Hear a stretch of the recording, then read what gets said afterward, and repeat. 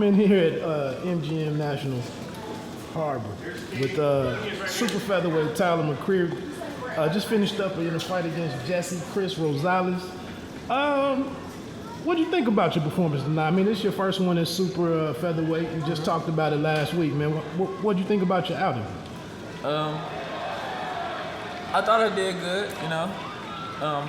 One of the judges had a scorecard kind of messed up, but I feel like I put it off way more than that, and I got the job done though. Tougher than what I expected, you know, but I never underestimated him. I knew he was a veteran and a good pro from his record and the fights he took, you know, the fights he had. So I never underestimated him, but he was kind of tougher than what I expected. It seemed like your defense was there tonight, 100. For sure. Didn't seem like you got to get into your offense as much as you may have wanted to. Is that kind of fair to say? Yeah, that's definitely how I went. My defense was definitely on point. I really couldn't. I don't want to say too much about the things that went on in camp and stuff, but I couldn't let off on my offense how I wanted to. Okay. But I got the job done. Defense definitely won part of the fight, but I took care of it and did what I had to do. Yeah, I think he did win on one of the cards to make the split decision.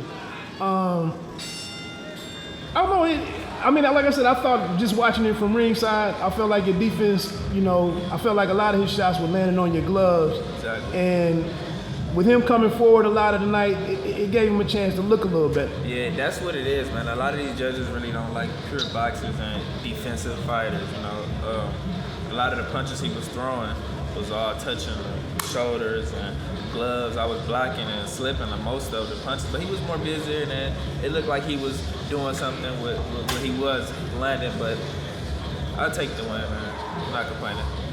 What were the adjustments that were coming from your corner going later in the right? Did you guys later in the rounds? Did you guys think you were comfortably up on the cards, or was there some concern? Man, it's kind of weird. Like every round, in between every round, I come back to the corner and I'm thinking like, I got this. And when I was coming back to the corner, I think I put up like the first 3 rounds, and like 4 and 5 was kind of tough. He caught me with some nice shots in those rounds, but my corner was telling me to box and land more jabs and go to the body more or whatever. But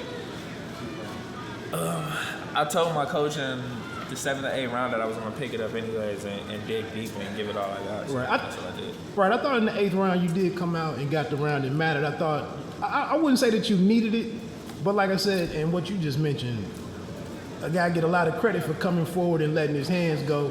You were a little more selective with your punches. Were you able to?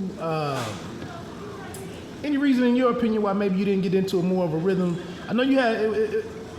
You guys got into a bit of a firefight, wasn't late in the first, and in the second round, I think y'all opened it up a little bit. Mm-hmm. I thought it was somewhere in the second. Yeah, one of those rounds that we did get into like a little bang. I caught him with a nice shot, and he kind of got upset with it. Right. And, he tried to get it back, but my defense was on point. Okay. You got the win, moved up to. How'd you feel at this weight, man? To be honest, man, the ring rust, man, it's my second fight back in over like 2 years or whatever, and I feel good. It's a lot of things I got to work on and tweak to get back right. But moving up to 130, it feels good for my body. I'm getting stronger, getting bigger at this weight, 126. I know I told you probably a couple of weeks ago that I was gonna try to make it again, but it's looking tight, man. I might stay at 130 in camp. Stay at 130? Yeah. Any plans of, like you said, you're trying to get this ring rust off of you. What would be your desires in terms of getting back as soon as possible? Oh, yeah. They already told me just get back to work and fight in at least 6 to 8 weeks. So, yeah, I'll be back soon. Okay. I saw Tank did. We talked about it last week. You said that Tank might show up, and I saw he popped in before your fight. Did you feel any pressure? I think Easter was here too.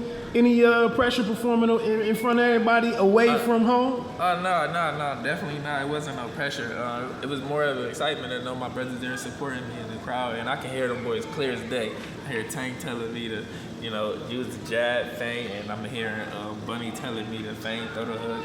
I'm just hearing all of that in the crowd, and I just appreciate the support, Now, you've joked with me before, said you had one of the better jabs in the business. Yeah. What do you think about or just not getting off on it as much as you would have liked tonight?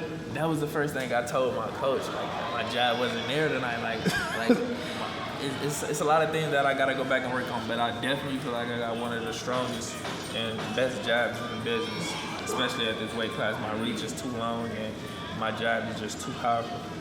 Okay. Hey, well, congratulations on the win, man. I'm not going to hold you up. Good to see you back in there, man. And, Yes, until next time. Yes, sir. Appreciate you, man. Love doing this with you.